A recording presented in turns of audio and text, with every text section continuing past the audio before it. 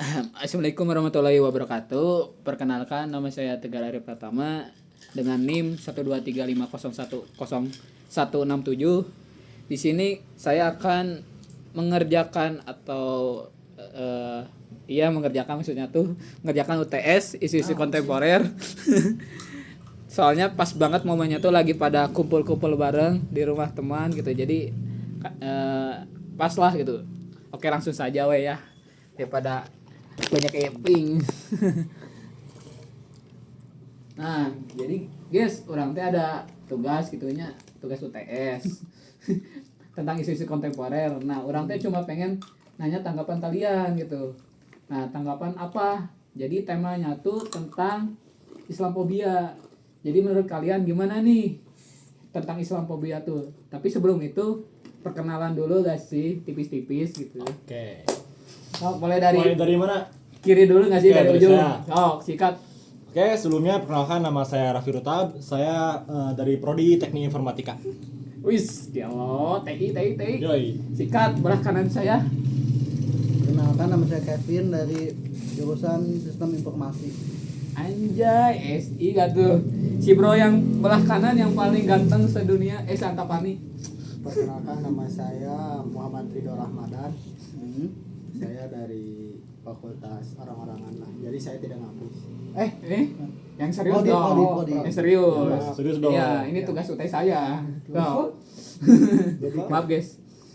saya dari hukum. Anjay, dukung gak tuh? Oke, langsung Gimana saja nih? ya. Ya, Jadi gimana ini kita Gimana satu-satu nih? gitu? Ya, satu-satu aja. Oke. tahu lah. Mungkin mulai dari sana gak sih? Enggak, mending gambreng. Ya, Gambreng sok. Ya. Sulit enggak sih? Gambreng. Gambreng. Cuma kieu. Bro, durasi cuy. Yo, siapa yang pertama? Nah, udah ini. Oke. Oh, boleh. Entah kamu mau yang terakhir. Terakhir aja nggak sih di tengah biar Terakhir, cocok. terakhir. Dari pinggir dulu, rapi. Mending dari sana gak sih? Kita kan gini. Anjing. Iya sok. Maaf guys, Ya. tadi disensor. Sini? Iya. Yo, ayo dari yang paling kanan. Oh, Maaf guys sebelumnya. maaf ya. Emang Saya sepengetahuan saya Islamophobia itu adalah prasangka negatif yang kepada Islam ataupun kepada mayoritas Islam atau yang menganut agama Islam seperti Muslim, guys. GPT banget ya. Iya. Iya. BTW saya baru tahu tadi lihat GPT, guys. Ya. Biasa bercanda itu Bapak. Bercanda. Maaf. Chill, bro. Astagfirullah Pak, maaf Pak. Iya. Teman-teman saya emang nggak pernah serius gitu. Oh, langsung aja ya. Ya. Dari Bro Rapi gimana? Nah, kalau dari saya mungkin seperti yang kita tahu ya, Islamophobia itu merupakan suatu bentuk ketidakadilan yang lahir dari kayak misinformasi atau kayak bentuk ketidaktahuan gitu. Jadi kombinasi antara ketidaktahuan dan misinformasi dari orang luar gitu. Jadi mereka yang memandang Islam tuh seperti mungkin yang ada di media sosial beredar seperti kayak Islam tuh identik dengan terorisme. Jadi menimbulkan perasaan takut gitu. Oh, Jadi kayak gitu. Nah, tapi mereka hanya melihat dari sisi sudut pandang mereka gitu. Jadi mereka mungkin merasa takut karena tidak tahu Islam sesungguhnya gitu ya. Nah, di sini juga ada poin-poin tanggapan saya terhadap fenomena Ya. Islamophobia ini. Nah, yang pertama di sini kegagalan logika generalisasi.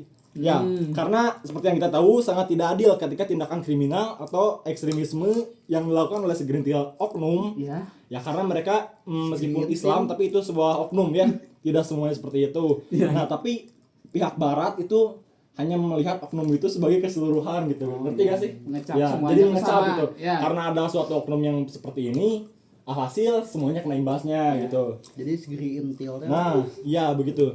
Ya. Lalu poin yang kedua di sini ada bahaya normalisasi prasangka. Nah, hal yang paling mengkhawatirkannya itu Sekat kata gitu. apa ya? Jadi yang mengkhawatirkannya itu kan tadi bahaya menormalisasikan ya. Ya. Ya, Jadi kalau semuanya orang menganggap apa sok? ya terorisme itu normal gitu di Islam atau masuk akal karena pengaruh narasi politik media. Nah, ketika kebencian dianggap sebagai hal yang wajar, pintu bagi diskriminasi di dunia kerja, pendidikan dan keamanan fisik akan terbuka lebar. Nah, lalu untuk poin yang ketiga di sini Yang terakhir ya. Ada 4 di sini. Oh, Ya, Pak, ketiga. boleh. Pentingnya literasi dan interaksi nyata, teman-teman. Jadi solusi terbaiknya tuh kita harus lebih mengenal Islam. Nah, kita jangan hanya melihat dari sudut pandang sebelah pihak lah intinya lah gitu. Nah, lalu yang keempat, yang terakhir mungkinnya solusinya itu jadi kita harus menghormati lah terhadap identitas gitu. Setiap orang punya haknya untuk memilih kepercayaan masing-masing gitu. Jadi intinya malah Islamophobia adalah hal yang harus dilawan dengan fakta ya. Jadi jangan hanya melihat media, tapi harus juga melihat fakta, teman-teman. Nah, melihat fakta, empati, langsung kebijaksanaan yang adil. Dan beradab. Nah, jadi pokoknya mah intinya dari semua yang saya bilang itu coba lebih mengenal Islam. Bukan hanya dari luarnya ya. Ya, bukan hanya dari luar tapi dari dalam, bukan hanya segelintir tapi seluruhnya. Bukan hanya media tapi fakta. Keren. Chill, bro. Oke. Ice breaking. Oke, guys. Dari sponsor. Itu sponsor mana? Ini mau. Oke, langsung ya guys ya, lanjut ke orang terakhir. Iya, orang terakhir guys. Iya, kita Mungkin kalau dari saya mah ya Gar ya, karena kan ini sudah membahas tentang Islamophobia, jadi mungkin saya tidak akan menjelaskan tentang apa itu Islamophobia lagi sebenarnya, karena udah dijelasin sama rekan-rekan kita gitu. yang sangat panjang dan Dan sangat kritis ya. Kritis banget. Wah, sangat kritis sekali gitu. gila. Saya cuman bakal mengomentari tentang si Islamophobia ini tuh di mata digitalisasi ya, karena saya kan prodi saya tuh bergelut di bidang IT ya, SI gitu. Nah, ada beberapa poin Gar tentang si Islamophobia ini tuh digitalisasi. Pertama, apalagi zaman sosmed ini tuh kan ketika ada berita-berita yang negatif dan menguji kesabaran kita, kemarahan, kebencian itu selalu viral, selalu menjadi tren. Si mengujar kebencian, kemarahan, dan kemarahan netizen itu selalu viral. Nah, salah satu Islamophobia ini tuh tujuannya itu buat apa? Buat menjadi viral si Islamophobia ini tuh. Dengan apa? Dengan caranya memframing si Islamophobia itu supaya membuat kemarahan publik, kebencian publik, supaya apa? Supaya si Islamophobia ini tuh viral dan menjadi top trend di dunia. Jadi sebenarnya si Islamophobia ini itu viral karena kebencian dan kemarahan publik itu ya karena emang tujuannya seperti itu. Tujuannya itu ya. Tujuannya seperti itu. Tujuannya untuk emang membuat publik tuh marah dan benci gitu. Nah, kedua, karena di digitalisasi ini tuh sudah cepat gitu ya. Cepat gitu. Si informasi itu bisa kita terima dalam sekejap yang di dunia tuh gitu. Makanya kita tuh harus pintar-pintar menelaah dan menganalisis suatu kasus. Apalagi kan si Islamophobia ini. Makanya tugas mahasiswa di sini tuh di antara lain Bu Andi Di antaranya lainnya yaitu menjadi kritis. Ya. Ketika ada kasus atau ada masalah di sosmed, kita tuh jangan intinya menelan mentah-mentah. Betul. Seperti yang tadi saya bilang ya. Iya. Seperti itu. Apa yang kamu bilang? Jangan melihat media tapi fakta.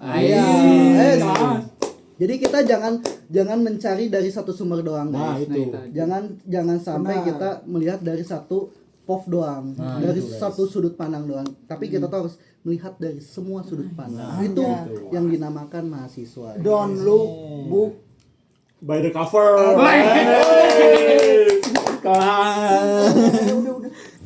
Gila, mantap.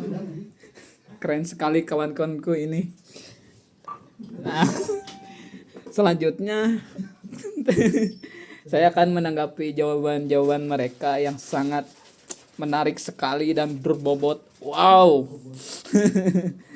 Saya sangat setuju sih, Islamophobia tuh emang isu yang sedang marak bahkan hingga saat ini gitu.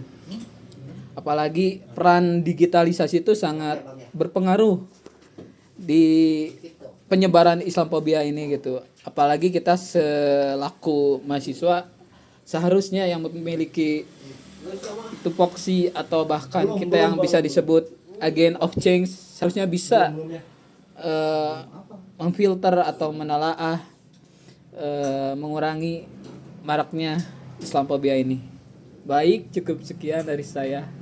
Wassalamualaikum warahmatullahi wabarakatuh.